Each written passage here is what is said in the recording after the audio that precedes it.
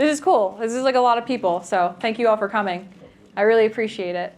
And this is the first time I'm doing this seminar, which is cool because it goes back to my roots. I never had a boat growing up. Here, come on in, you're good. I never had a boat growing up, so this is kind of how it all started. Obviously, you can see from the picture, that's not me yesterday. That's me like many, many years ago. So I'm old now. But I guess we'll start it up. So let's go. I have a table of contents, so we're keeping it tidy. We're going to start with the who's who. So an introduction of who I am, the person giving the seminar in case you don't know me. And then we're going to go into doormat biology. We're going to talk the science, and it's fun science. It's not like your high school chemistry class. It's fun. And then we're going to talk about reading the beach, and we're going to get into some more details about everything you need to wipe your feet on a surf doormat. So who am I? I am Jenni Ackerman. I am a writer, a rod builder, a graphic designer. I graduated with my BFA in graphic and interactive design and a minor in marketing from Monmouth University. I am a conservationalist and just a fishy angler for life. I'm a seasoned angler. Like, I always joke, because I love doing fluke seminars, but I always say I'm typecasted as a fluker. But from chunking for tuna to catching wild brown trouts on the fly, any species I target is well studied. I never want to have a part of the season where I'm not fishing, because I always joke, like, well, this isn't the joke, but fishing for me is a stress reliever, and this is the joke. Don't take this part seriously, but I always say that if I wasn't fishing, I would be on America's Most Wanted. So. And one thing I love to teach people how to fish. I love putting people on fish. I grew up working at Grumpy's Tackle and Seaside. That's where many of you guys know me from. I love teaching people how to catch fish and sharing my knowledge. So that's what I'm here to do. There's no secret spots or anything like that. I'm here to teach you how to catch fish without offending people, like with spot burning. So we're not doing any of that, but I'm going to teach you the basics so you can go anywhere on a beach and catch fish. So this is a good icebreaker. I ask it in every single one of my seminars. It is a little bit of a subliminal message, but does size matter? For me, when I'm fishing, it does not. Why? Because I'm happy to just catch one fish. I don't care if it's a doormat fluke, like that's my biggest fish right there at 12 pounds, 33 inches, or this tiny little one I caught sabikiing the canal. I don't care what size the fish is, as long as I'm catching, because you don't know in a couple of years, like with the stock status of whatever species you're targeting, or the regulations change, emergency moratoriums, or like the whispers of the no target for striped bass we could have in our future, which is kind of scary. You don't know if those fish are going to be around. Like, take a look at the weak fish population. Like, way back before I was born, guys were catching them like crazy. And then nowadays, they're called a unicorn because you can barely get them. So it's just one of those things where every time I go out fishing, I'm happy to at least catch one fish. And I don't care what the size is, as long as my rod is bent on a fish and not a snag. So we're going to get into the fluke biology. I wanted to be a marine biologist growing up. Just because I didn't get my degree in marine biology doesn't mean that stopped me from studying a species. So I believe that you get an upper hand as an angler by studying the species you target. Like, when you know where they migrate to based off of their spawn, what they feed on, all these different factors with the biology, it levels you up compared to the average angler that's just going out there and throwing a rig out and letting it sit. When you know what they're doing, you have the upper hand. So let's get into the fun part. The Latin name for fluke, which I butcher every single time, Paralictus dentatus. That's the Latin name. They're called the chameleons of the sea. And it's because they blend into the bottom of their surroundings. They're ambush predators. Sometimes, if you look at the underwater footage, you just see like their eyes because they completely blend in. There's times where you catch fluke and they're bright sandy yellow. That means they're hanging out on sandy bottom. There's times where they're dark brown. That could be they're hanging out on like muddy bottom or like mussel beds, anything. They blend in with their surroundings. And fluke, when they're born, They're born with their eyes like normal on the side of their head, but as they grow, the right eye migrates onto the top of its head. So imagine if you had a kid that did that when it was first born. That's a little sketchy, but for fluke, that's normal. That's fine. That's what makes them an apex ambush predator. And their lifespan is from like 12 to 14 years. And females can lay between 460,000 to more than 4 million eggs that are released into the water column. So reflecting on like the stock status of fluke and like their spawn rate, that's really good. You can't count all 4 million eggs are gonna hatch and survive, because there's predators out there like fluke eat smaller fluke too, and there's a ton of fish out there that'll eat those eggs. But still, that's a lot of fish coming up per spawn, per one female fluke, per its like lifespan. And like I said, they prey on baby fluke, shrimps, crabs, anything. Like whenever I go fishing, like any species that I'm keeping, say I go fluking on a Saturday, I'm going back out on Sunday, like I know I'm going to that same spot, I'm gonna cut the stomach open of that fish and see what it's feeding on. If it's feeding on a shrimp, I'm gonna match that bait the best way I can. And adult fluke migrate inshore and offshore seasonally with the changes in water temperature. You can kind of reflect on how last season ocean fluking was really bad because we had those constant storms where the water was so cold. So you were doing better in the back bays and the rivers where the warmer water was. So that's also a good point to know in case it happens again this year. Hopefully it doesn't. We already had a pretty bad striper run, so hopefully the fluke season isn't that bad. But in the winter and early spring, they're found offshore. Late spring and summer, they move inshore to the shallow waters where it's warmer. And then in the fall, they move back offshore. So we made it through the biology parts. Now I'm going to give you like a 50-question quiz. Just kidding. So beach fluking. Like I said before, I grew up fishing the beach. I never had a boat. I still don't have a boat. I have friends that have boats. And the best thing about friends that have boats, if you bake them cookies, they won't charge you gas money. So that's how I get on a lot of trips. But mastering the surf for fluke can help you bang out a quick fluke sandwich before lunch, before the badge checkers get on the beach. That's my biggest thing. I beat the badge checkers every time I go because I don't have a beach pass. But know before you go, my biggest thing is don't forget your sunscreen. You're basically sometimes fishing on a desert that has an ocean in front of you. It can be a little relentless, but I like to go, I call them my sunrise shifts. Sunrise shifts before work, and then after work I'll go too, but specifically incoming tide is a great time to fluke or just fish for anything off the surf. Why? Because you have the incoming tide bringing in not only just the water, it's bringing in the bait fish, and it's also bringing in the predator fish like the fluke that you're targeting. And the biggest thing, like before you go, for me, I always say go at low tide to a beach you want to fish. Look at where those cuts are at low tide, those troughs, those deep holes, because that's where those fluke hang out. And then go back at the incoming tide and fish it through high tide, and you'll know where those spots are, so you'll remember it. Having patience. Fishermen and patience are not things that go together, but having patience is super important because you have to find where those fluke are. It's not like you're pulling up to Seagirt Reef on your boat and you know you've caught fluke there before and you're dropping down expecting to hook up. When you walk onto the beach, you don't know if they're going to be right in front of you in that hole. You have to work for it. So there's a lot of times where like I'll have my phone in my pocket and I look at my step counter at the end of the day and I'm like, wow, I beat my goal in like 2 hours because you're walking a lot of beach. But it pays off. It's worth it. For me, it's very tranquil, and it's always pays off because I always want to go home and make some fluke for lunch. And with since you're walking so much, you might get tired, but what's cool with fluking on the beach, you don't have to cast far.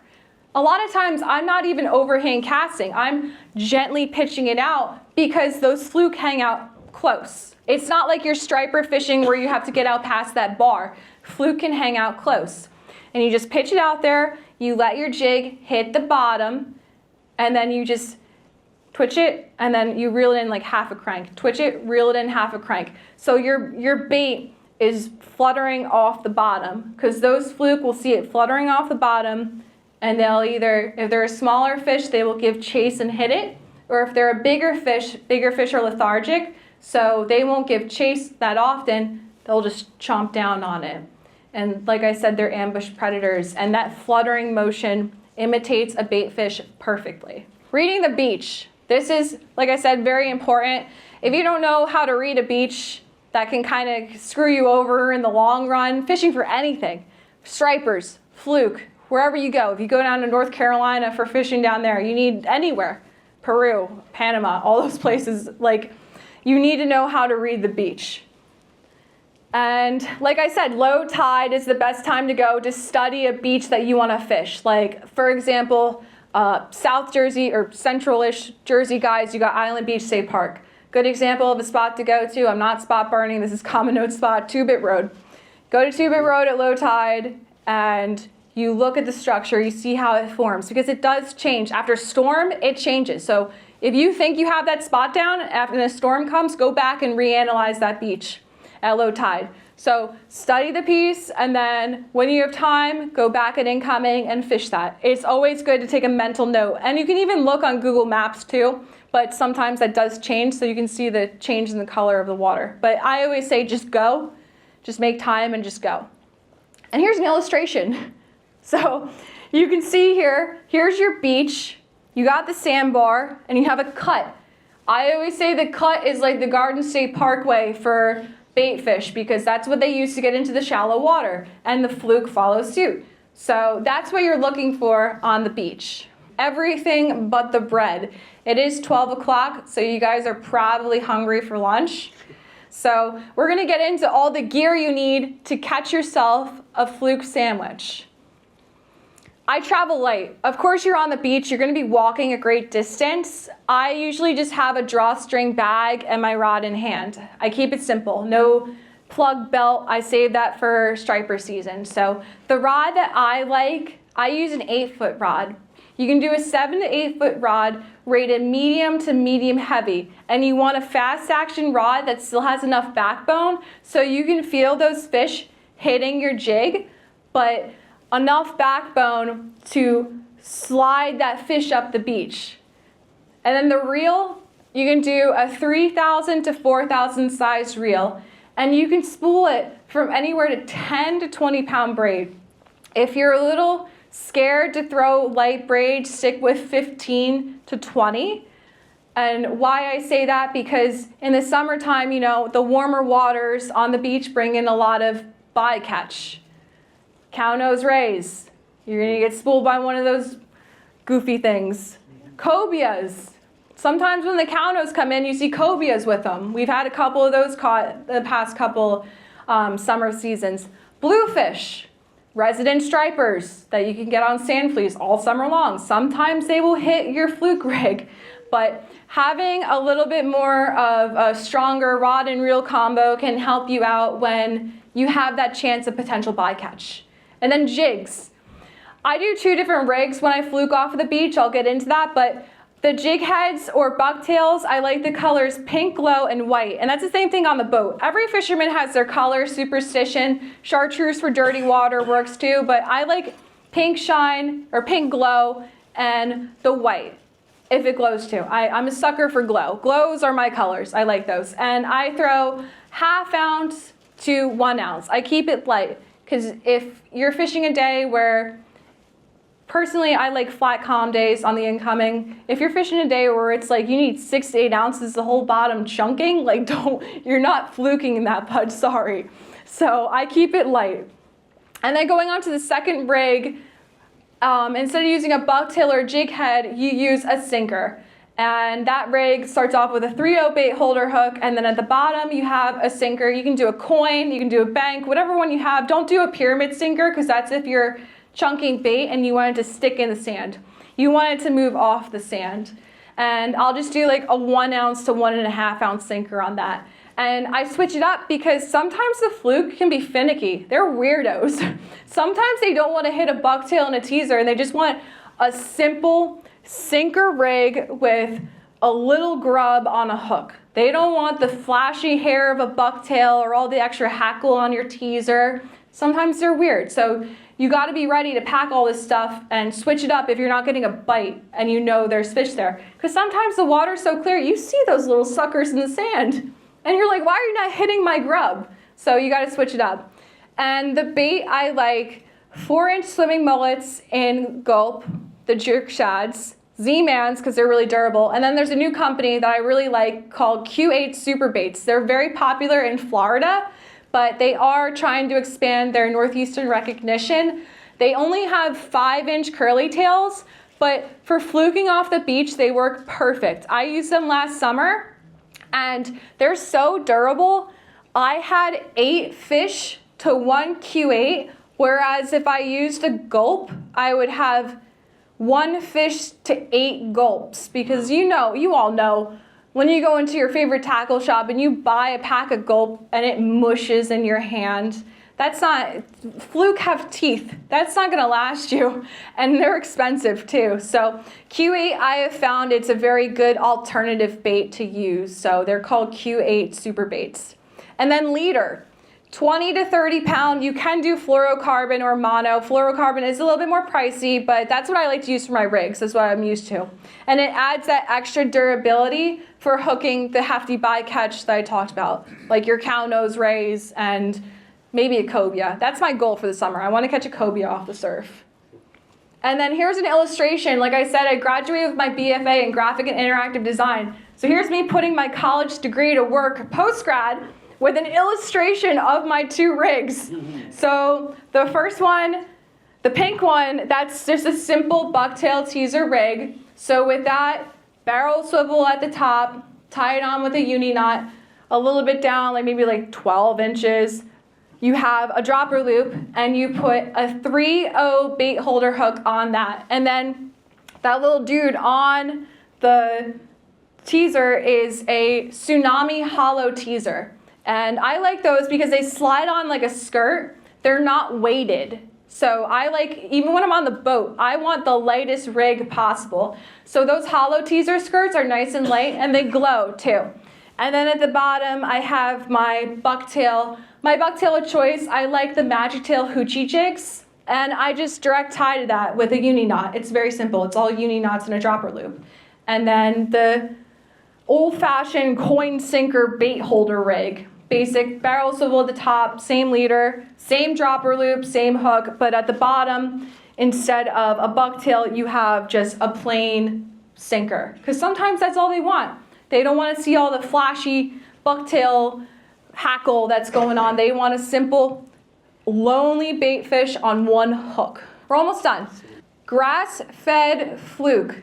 Doormats are closer than you think. People, for some reason, always think you need a boat to go fluking, but the proof is in the pudding. You have, on the Jersey Shore, miles and miles and miles of beach you can go to. And there's people who think, oh, I'm not gonna go to Spring Lake because that's a bathing beach. There's fluke there too. It's all sandy bottom. There's fish everywhere. There's been times where you're a little kid and you see them, and it's just like, you can go anywhere, as long as the badge checkers don't kick you out. So if you live in Bradley Beach, go find a beach. If you live in Long Branch, go find a beach. Go find your local beach and try it out. They are everywhere. And it can really, you can have that spot to yourself. I always say, do your research, try to find a spot, and you can literally have the best fluking grounds all to yourself.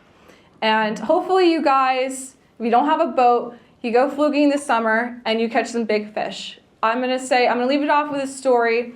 The biggest fish that I've seen caught off the surf, this was back when I was working at Grumpy's Tackle in Seaside Park. I had a guy come in and he says, hey, I'm gonna weigh in a fish. And I'm like, okay, cool. And that's the time in the summer where we get 8 to 20 fluke weigh-ins a day. So I'm used to it at that point. And he said he was coming from Island Beach State Park.